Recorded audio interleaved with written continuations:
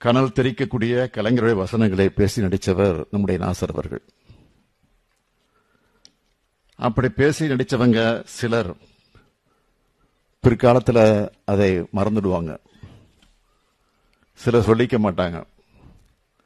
ஆனால் கலைஞருடைய வசனங்களைத்தான் பேச்சு போட்டி, நாடக போட்டி, இப்படி பல போட்டிகளில் பங்கேற்று உரையாற்றி பரிசு வாங்கினேன் என்றும் 1984ஆம் ஆண்டு சினிமா வாய்ப்பு தேடி சென்னைக்கு வந்த பல சினிமா கம்பெனிகளில் கலைஞருடைய பராசக்தி வசனத்தை பேசித்தான் நடிகனாகக்கூடிய வாய்ப்பு கிடைச்சது என்று பல மேடைகளில் சொன்னவர் நம்முடைய நாசர் அவர்கள். நவரச நடிகர் மட்டுமல்ல, நன்றி மறவா மனிதராகவும் நாசர் இருக்கிறார். 1989ஆம் ஆண்டு தலைவர் கலைஞருடைய கதை வசனத்தில் நியாயத்தரசு படத்தில் நடித்தார். நாசர் அவர்கள் பெரிய நடிகராக வளர்ந்த பிறகு அவரை குறிப்பிட்டு சொன்னாரே, தென்பாண்டி சிங்கம் எங்கள் தொலைக்காட்சி தொடரில் நடிக்கணும்னு கலைஞர் அவர்கள் அழைப்பு விடுத்தப்போ, பொதுவாக சினிமாவில் பிஸியாக இருக்கிறவங்க டிவி சீரியலில் நடிக்க விரும்ப மாட்டாங்க, வரமாட்டாங்க.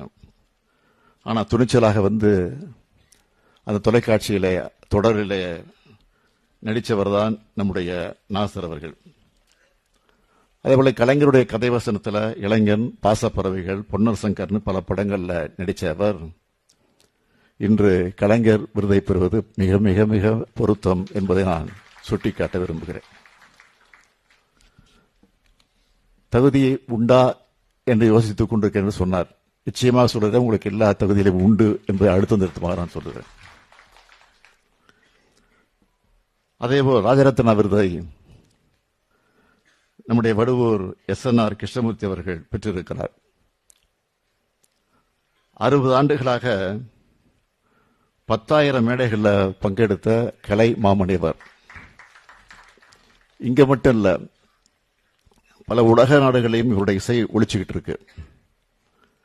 அதேபோல் ஏல்சிலம் விருது பெறக்கூடியவர் திருவாரூர் புலவர் சண்முக வடிவேலன் அவர்கள்.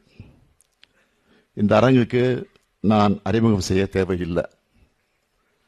யூடியூப்பை திறந்தாலே அவரை பார்க்காம இருக்க முடியாது.